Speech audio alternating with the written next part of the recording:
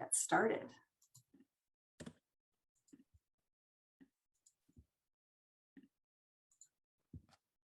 All right. Welcome, everybody. Why is my slides not advancing? There we go. Okay, we're so excited to have you all here as we launch this first ever statewide environmental literacy community of practice for county offices of education. My name is Amity Sandage, and I serve as environmental literacy coordinator at Santa Cruz County Office of Education. While we begin, please, everyone, go ahead and help us get to know who's here by sharing in the chat. You can share your name, your role, and the county where you currently work. And if possible, please also share the native land that your county resides on.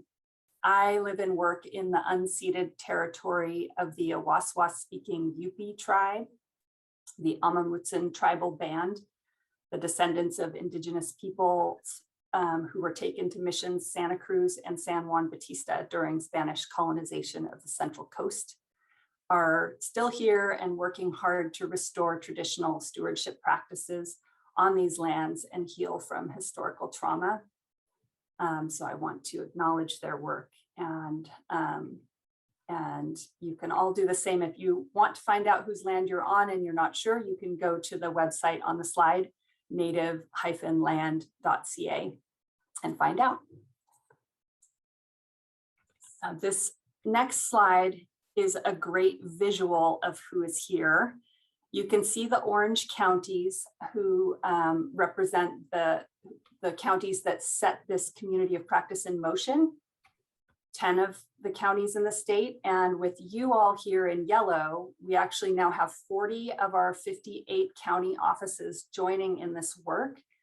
And we hope to continue to grow this community of practice until that whole map is solid. If you're joining us and you don't see your county colored in, please let us know. We might have not had you on the registration list at the time we created the map. So we're just so excited to see what we can accomplish by bringing everyone together and bringing the skills and ideas of everyone here today to this work. Thank you all for continuing to share in the chat. We know everyone's time is incredibly limited and valuable right now. We're all juggling a lot, so we're going to keep these sessions short and going to jump right in while you continue to use the chat to meet one another. Our agenda today includes an overview of the community of practice, some time to get to know one another, and then the heart of the session will be a panel and breakout room discussion time to examine the role of county offices of education as the backbone support for systemic change in environmental literacy. And then we'll have quick wrap up with next steps. So to get started, I want to ground us all in our purpose for being here. Why are 40 county offices making this a priority? Why is environmental literacy essential? This graphic is a really simple and powerful statement about why we're here. The natural world is the source of everything we need, home to all biodiversity. It provides our food, shelter, medicines, all the natural resources we need to survive. And it supports human health and wellness because we are hardwired to respond to nature. So I think I can say that we're all here because we want to ensure a sustainable future. And I think we all also know that meanwhile, the status quo is not working for nature. As the 6th report from the Intergovernmental Panel on Climate Change, the IPCC, released just over a week ago, outlined in the clearest terms, our current levels of habitat destruction, overconsumption of natural resources, ecosystem degradation are all unsustainable. But the report did hold out hope. It predicted that if we can act to change these root causes and affect widespread change, we can potentially stabilize the system. And to effect that kind of widespread change, a real paradigm shift is needed. And a paradigm is a widely held belief that's reinforced through policy and behaviors. And to change a paradigm, you need a system that can push on all of those interlocking parts, the policy, behavior, and beliefs. And the education system is one of those rare systems that can actually do that at scale. So we as an education system can push for a paradigm shift through environmental literacy. And that's our purpose. We have a clear purpose. That's our why. And we also know what we need to do. We're so fortunate we have support for this work. We have a state blueprint for environmental literacy that provides us with a common vision and definition of what environmental literacy looks like and a roadmap to get there.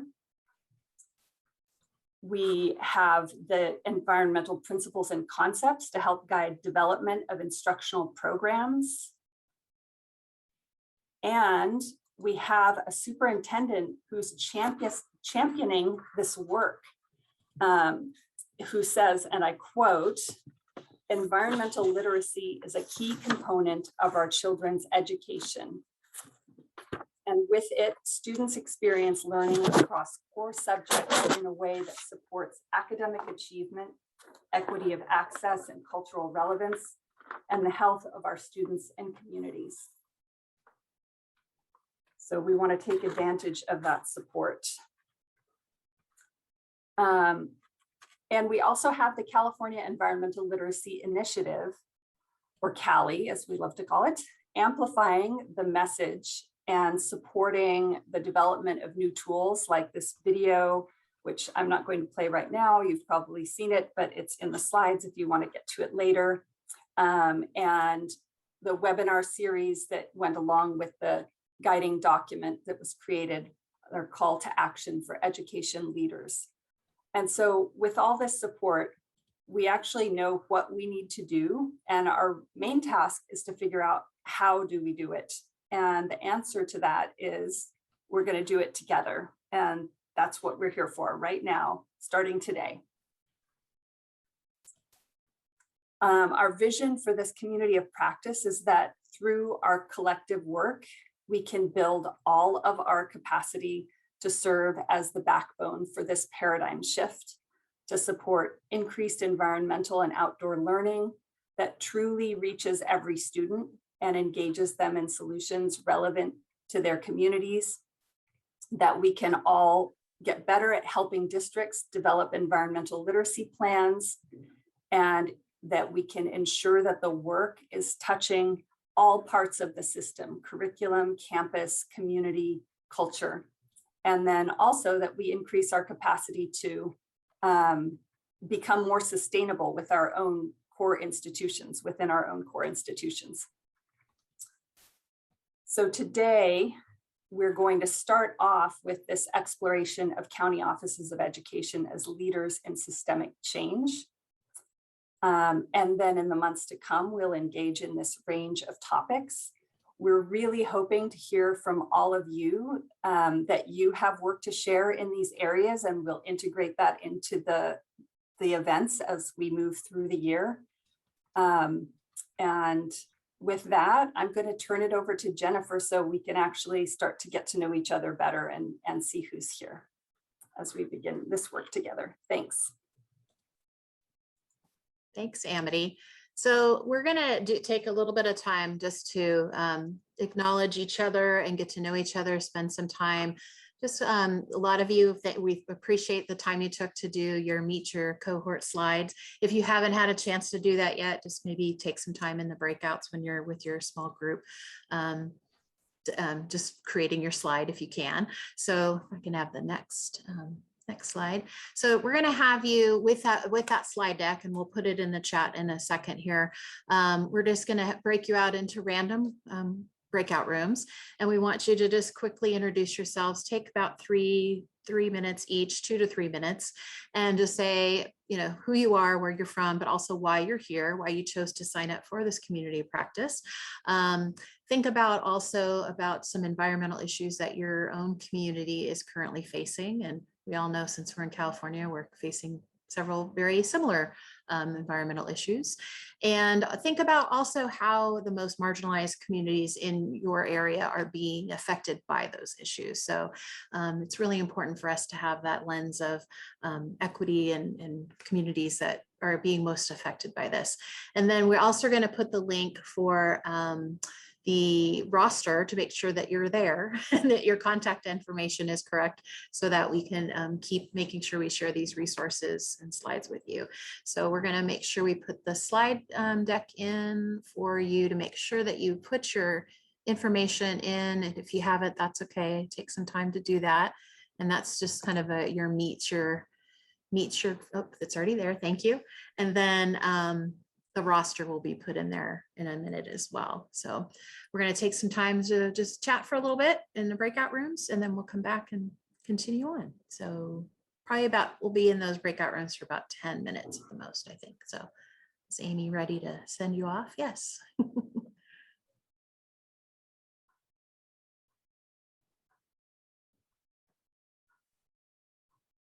Yeah, I think we still need the COP slides link in there.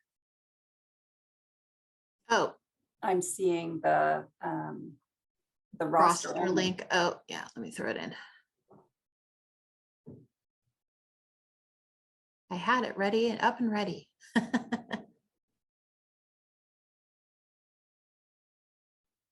Oop. That's weird. The link is weird. Okay, hold on. Oh, it looks like the slides link in got there? put in by Amy. Yeah. Thank you, Amy. Okay. Gonna Yeah, join it was breakout weird rooms. when I was on the link. It was weird. Okay.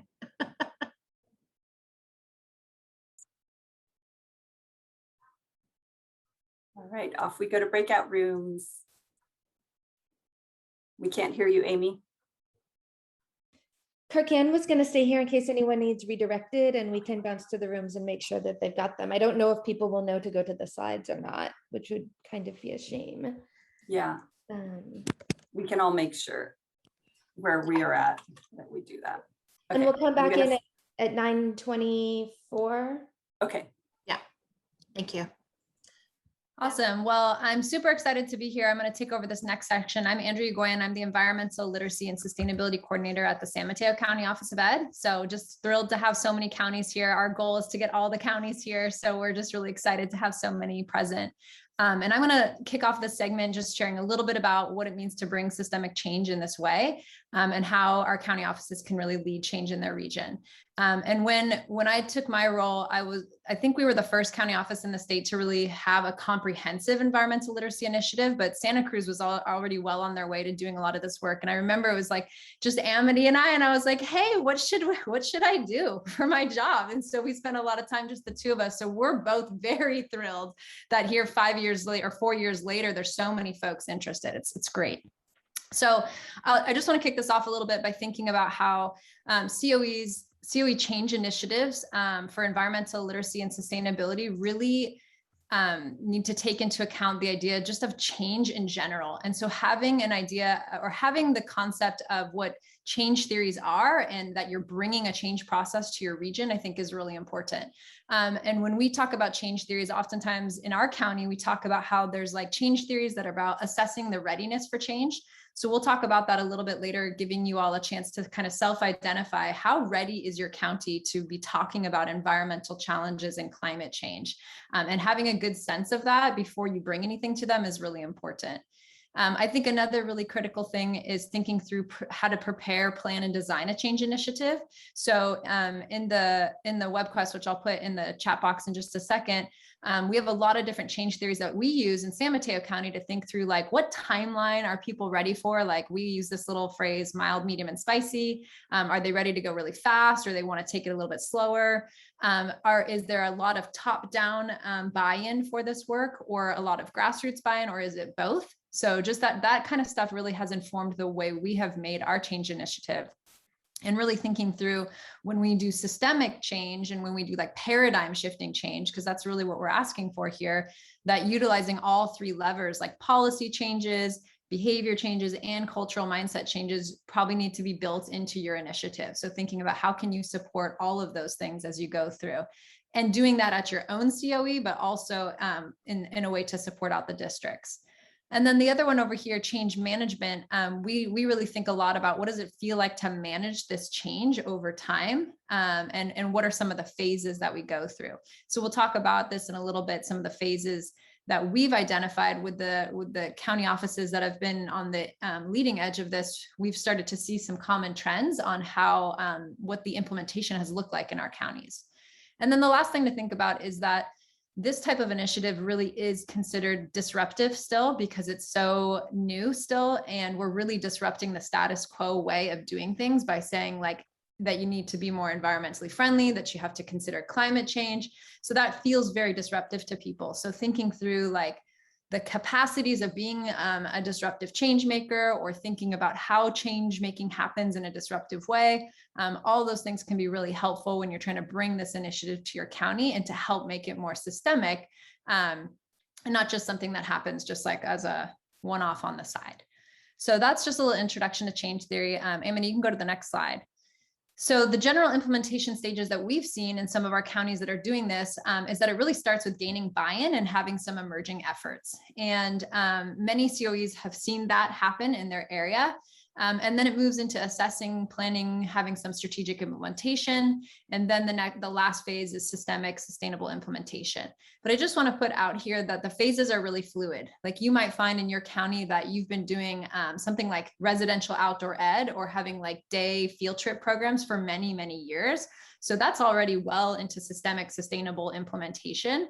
But now you're maybe trying to bring in things deeper into the regular curriculum, or you're trying to do something where you're helping your school districts do some green facilities and operations. And so that might still be in that gaining buy-in and emerging efforts phase.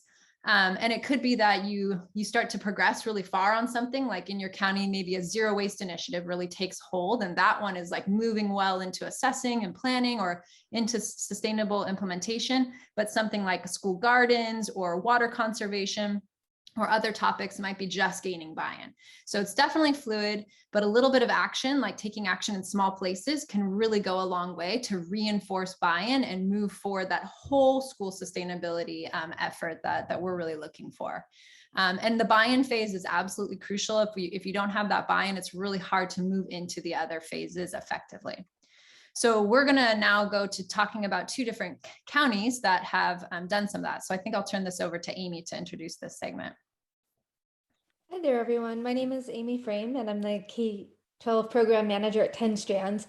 And one of the most intense and interesting projects I've gotten to work on in the past few months has been really looking into how this change process is happening at 2 county offices of ed, with the idea that, you know, we can all learn something from that and see ourselves in the story somehow.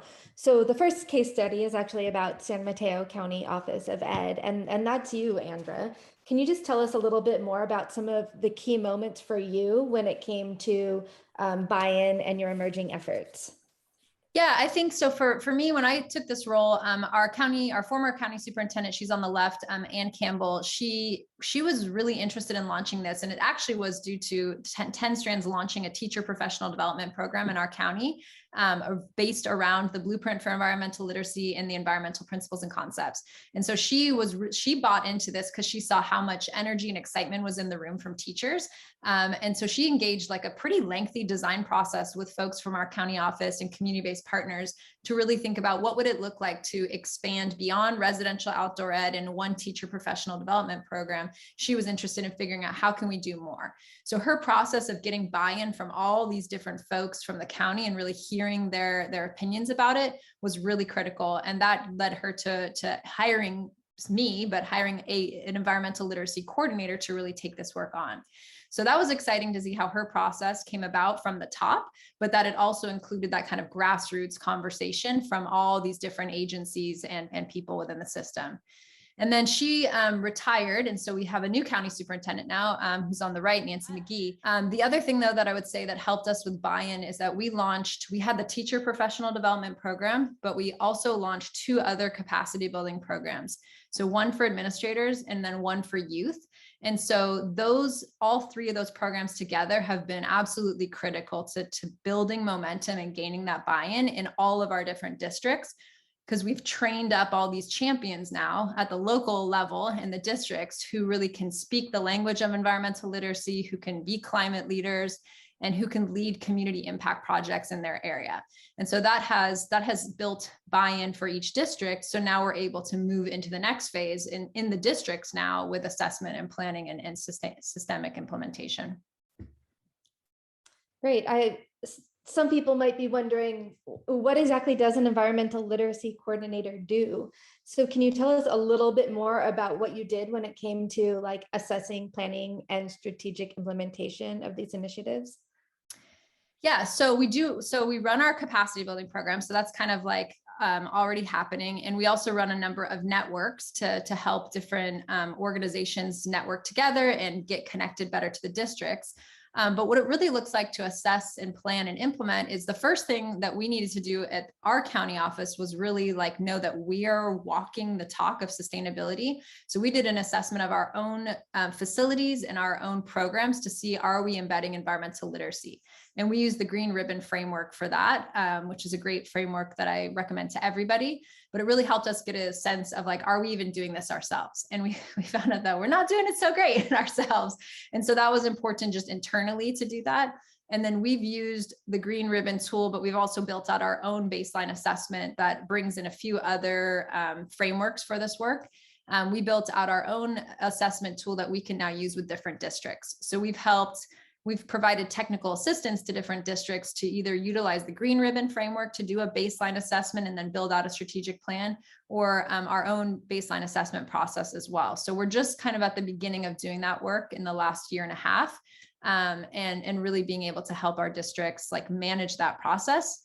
So the Green Ribbon, good question, Karen. The Green Ribbon is a lot like the Gold Ribbon and other kind of ribbon programs from California that are just an assessment of like how far your school communities have progressed using certain criteria. And the Green Ribbon uses 3 different pillars. So they use criteria that has to do, gosh, I don't even remember the pillars all of a sudden, but one is focused around facilities efforts. So are the facilities environmentally friendly and reducing toxins? The other one focuses more on kind of like that curricular side, like are you bringing environmental literacy into initiatives, in particular into STEM and humanities? And then the third one is really more around like health and community engagement and culture. And so it asks you all these different questions. It's a very lengthy application. It's robust, but it asks you all these different questions. And so then you say what your assessment level is. And in California, there's 4 different categories like bronze, silver, gold, and then green achiever. And if you get green achiever, then the 5 people or the 5 organizations that get green achiever get submitted to the federal government to be recognized, because it's a nationwide program. So it happens at the state level, but also at the federal level. So that's a really great program. And the different connections to culture are really asking about like how like in what ways are your communities celebrating things like Earth Day, and are there green clubs on your campuses? But they also go pretty deep into like health and equity issues as well. So those are some of the ways that we've really helped ourselves and our school districts do that assessment and planning process. And then really thinking about how can we, from those kind of roadmaps and those benchmarking tools, how can we move forward to really progress that work? Great, thank you so much, Andrea. And I see there's a lot of interest about the Green Ribbon schools in the chat, and Tamara has put in some information about the Green Ribbon workshops, which are an excellent resource as well. But now you guys in San Mateo are really in systemic sustainable implementation, Andrea. So now that you've done all that, you've gathered the data, you've put these programs in place, what does an environmental literacy coordinator do now that you're at this stage? Well, so we're in the systemic sustainable implementation, meaning that we now we know our theory of action. So we know our capacity building programs, we know what our networks are. We've started to build out a model for technical assistance. So now we're just doing more of the work. So in our county, we have 23 school districts, and that range from really small, like a one school district, all the way up to like a school district that's about 25 schools. So now we really focus on helping our school districts really utilize this framework of whole school sustainability and assessing them and helping them move this along. And something we developed, Naomi, I know you're here, so if you could put this in the chat box, we developed a profile for all of our school districts where we assess them based on what we know about them. So we assess them based on this framework of how far along they are. And that's helped us really figure out like which districts do we need to move along further and which districts are really on the leading edge. And I would say that out of our 23, about like a third have really engaged and they're starting to move this work forward, and they're starting to build their own systemic sustainability. And then another third are just kind of in that emerging phase. And then we've got another third that we're like, hi, knocking on their doors, like, are you guys here? So we're really trying to try to move that stuff along. But for us, it's been about boots on the ground and building out a staff that can really support the school districts to do that technical assistance. So Naomi is here. She's our green facilities and operations analyst. So that allows us to have somebody who can really provide technical support for green facilities. I do the majority of the curriculum and community and culture side of things. And then we've also worked with Climate Corps fellows. That's been like a main staple of our staff for the last 4 years. So we've worked with some Climate Corps fellows to just kind of be our support as we go along. So that's how we've started to build this out. But we still have a lot of work to go to build out a staff that can really meet the needs of our districts, because they have a lot of needs in order to, in particular, do the facility side of things. Thank you so much. It's a super inspiring story. And I know that there are amazing things going on at every stage of development. And the next case study that we also got to really dive into was at the Orange County Department of Education. So I'd like to introduce their environmental literacy coordinator, Lori Kieser, to come on and tell us a bit about their process as well. Are you there, Lori? I'm here. Hi, wonderful. So this story was quite different. And I think for me, it shows that there's just a lot of starting points for environmental literacy and a lot of amazing work that happens at every stage. So can you tell us how you gained some buy-in and what some of your early emerging efforts were in Orange County? Sure. So I'm with the Orange County Department of Education, specifically with Inside the Outdoors. So we're the outdoor education program. So we do field trips and traveling scientist programs with students. So for when the Blueprint for Environmental Literacy was released several years ago, I was super excited because to me, it highlighted the work that we had already been doing for many, many years at Inside the Outdoors. We had, we focused on environment-based learning. It was grounded in the standards. There was a lot of connecting students to nature and to the environment. And also we had partners. We had community partners. So we were able to we were connecting students to what's happening locally. We had OC Waste and Recycling. We had the Municipal Water District of Orange County. We had several city partners. So we had those partners, the dots just hadn't been connected yet. So when the report was released, I was super excited and I took it to my leadership and they said, you have a wonderful program. This is awesome. Go do your thing. So I did. And so I started reaching out to the Blueprint, the authors of the Blueprint, and really got grounded in the effort when I had an Inland Empire funder who said, I'll fund this work in the Inland Empire in Fontana. I'll fund this work in this blueprint. So I reached out to the leaders of 10 Strands and said, I've got money. I want to do this work. Please let me come into the fold. So they did. And we started working together. And when that happened, there began to be much more buy-in at the county level. But the really big shift happened when we, Inside the Outdoors as a program, sat within community services and was seen as a extra student program. We were pulled into educational services and seen as core program for student supporting student academic outcomes.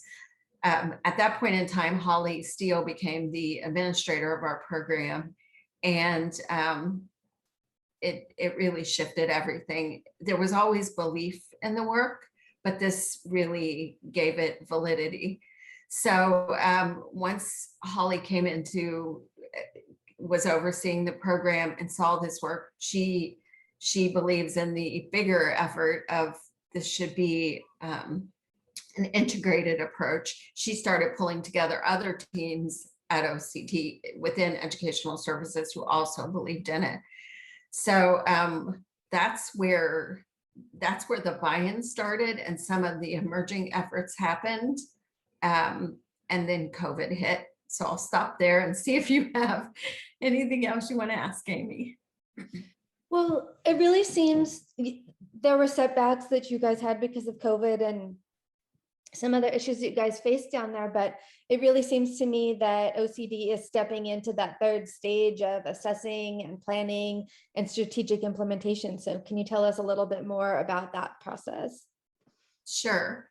So the work that we had done pre-COVID, we had worked with 4 districts pretty closely, 2 Inland Empire, Fontana and Rialto, and 2 Orange County, Anaheim Elementary School District and Ocean View School District. Each district had its own approach.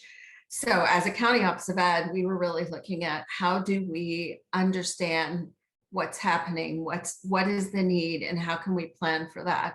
So as I mentioned, Holly, as a executive leadership champion, pulled together the folks from history, social science, the folks from math, arts. She pulled them all together, and we started talking about, can't forget the health folks.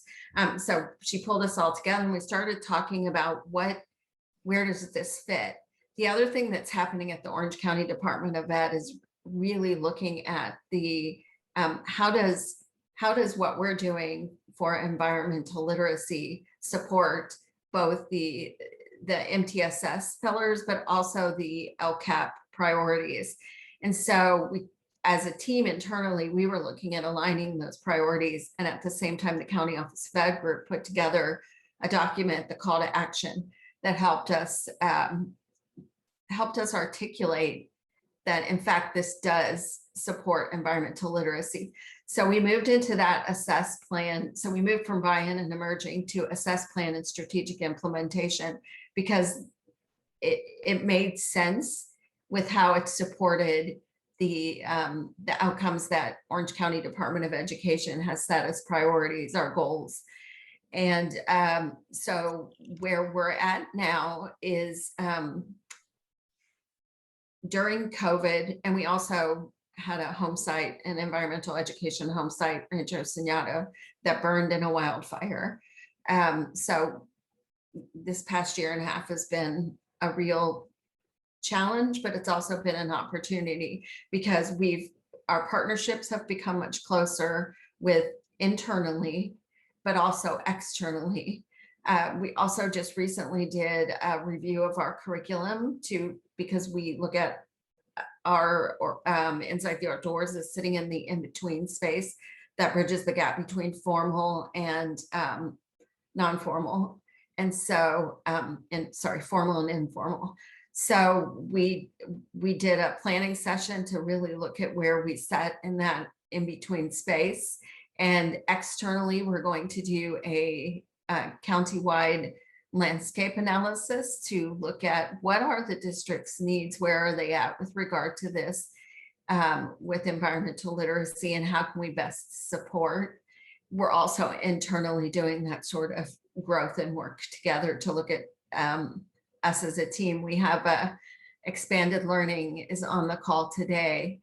which is really super exciting. We have a partnership with the Tobacco Use Prevention Education team and our health education to look at how tobacco usage impacts the environment.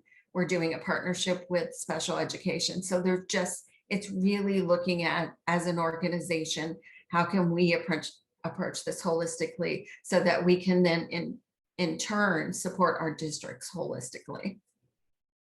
Thank you so much, Lori. Amy, I want to move us into questions, but I wanted to just add something that Lori got me really thinking about. And I really totally should have said before that, like, because I have a number of these colleagues on the call, like we did the same thing. And so we have a number of different departments that count at San Mateo County who are a part of this work, like our career and college readiness group. So Daron's really leading that work for us in terms of CTE connections.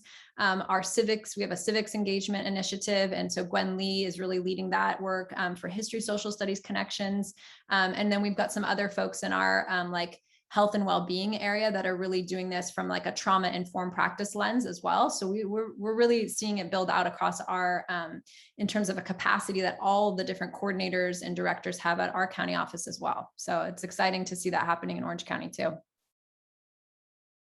Great, thank you so much. And you know, we will be here every meeting. So if you got really intrigued by parts of these stories, the case studies will be published certainly by our next meeting, and you can read all about it, and we'll have some ongoing conversations about them too. But we wanted to give you guys a chance to think about this in terms of where you're at. So I'm going to go ahead and pass it off to Olivia from Humboldt County Office of Ed to take us into the next phase. Hello, everyone. My name is Olivia Kernan, and I am the Environmental Literacy Coordinator at the Humboldt County Office of Education. And I'm excited to be helping to facilitate a breakout room discussion where we are going to self-identify where our COEs progress in leading change for environmental sustainability is. So, Amy, I think we are going to go ahead and self-identify for these breakout rooms, and we have 2 discussion questions and a data collection that we'd like to do today.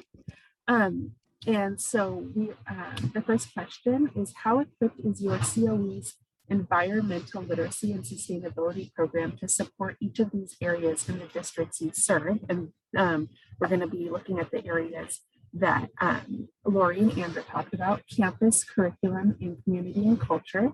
So we're going to ask that folks go ahead and self-identify which COE breakout room they would like to be in. They're based on regions, and work collaboratively to go ahead and fill out the data form that Amy just shared with us to look at where each COE is in their journey, whether that's emerging, buy-in and emerging efforts, assessing and planning, or if you are moving more towards this systematic, sustainable implementation. Sorry, that word got me.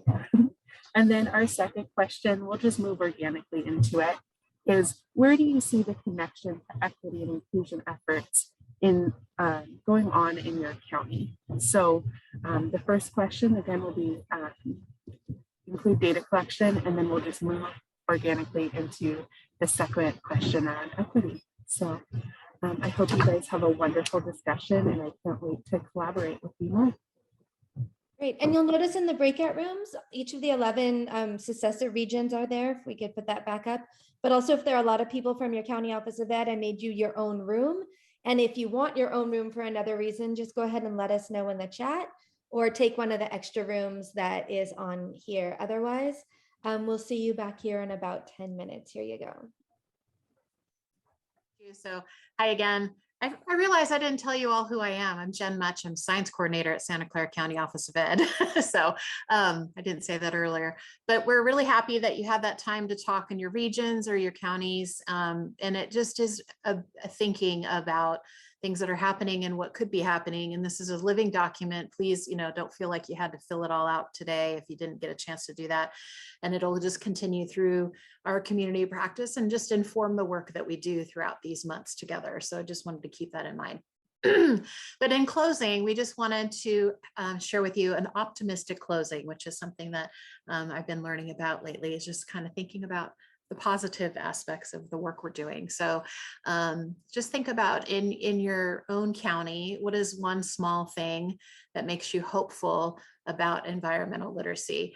And just thinking about hope and change. So if you want to share that in the chat, that would be great. So one small thing, or just think about it for yourself and keep that in mind.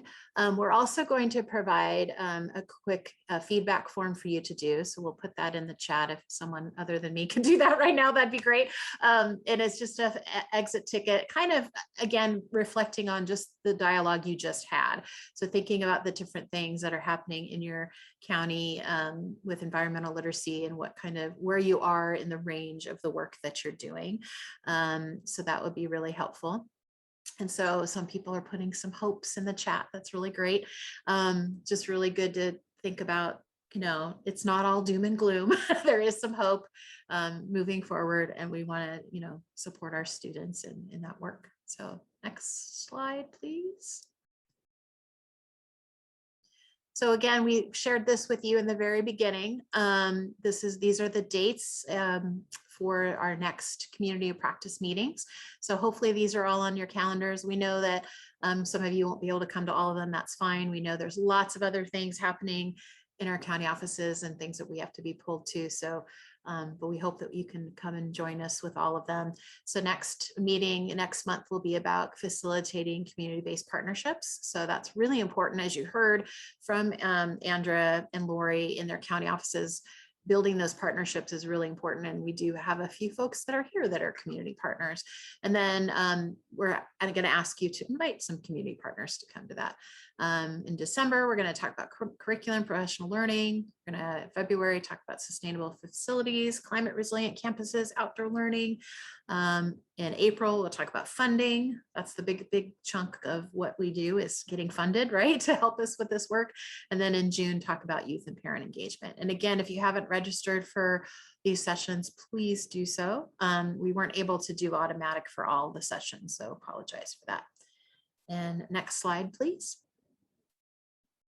We also want to thank all of us that are here, and you. We have a fantastic County Office of Innovation Hub that has actually grown this last year. So we're really excited to have some newer folks from some county offices joining us at the Cali Innovation Hub. And I think that's it. Next slide. And then Amy has put the link to our website as well. Also recommend, if you haven't had a chance yet, we did some really, this is actually grown out of the webinars that we did last year. So if you're not familiar with the webinars we presented last year, based on our toolkit and our call to action work, we highly recommend going back when you have some spare time to watch those and check out our resources. And that's here on this page. And I guess that would be it for today. I actually got us out early, 1 minute early. I gave you some time back. So we really appreciate you all being here. Thank you so much for your time and fantastic conversations. And we hope you have a great rest of what's left of your week. So thank you all for being here.